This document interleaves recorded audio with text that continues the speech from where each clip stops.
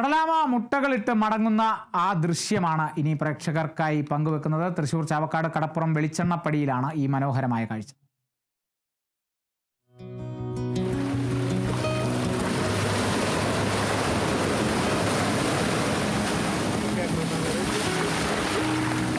കടപ്പുറത്ത് കടലാമ 5-10 മുട്ടകളല്ല 100 മുട്ടകളാണ് കടലാമയിട്ടത്. പ്രദേശവാസികൾ വിവരമറിയിച്ചതോടെ പുത്തൻ കടപ്പുറം സൂര്യ കടലാമ സംരക്ഷണ സമിതി പ്രവർത്തകർ സ്ഥലത്തെത്തി. ഓരോ മുട്ടകളും ശ്രദ്ധയോടെ എടുത്ത് സുരക്ഷിത കേന്ദ്രത്തിലേക്ക് മാറ്റി. എത്ര സമയം കൊണ്ട് വിരിയും?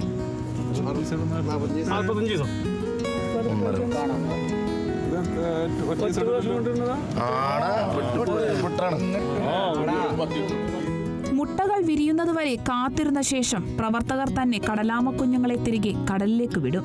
കടലാമ സംരക്ഷണ പ്രവർത്തകരായ സെയ്ദു മുഹമ്മദ്, നസീർ, റൌഫ്, ഷംനാഥ്, രാഷ്ട്രീയ പ്രവർത്തകരായ PA ഹസീബ്, PH മഹ്റൂഫ് എന്നിവരുടെ നേതൃത്വത്തിലാണ് മുട്ടകൾ സുരക്ഷിത കേന്ദ്രത്തിലേക്ക് മാറ്റിയത്. Kerala vision news, Thrissur.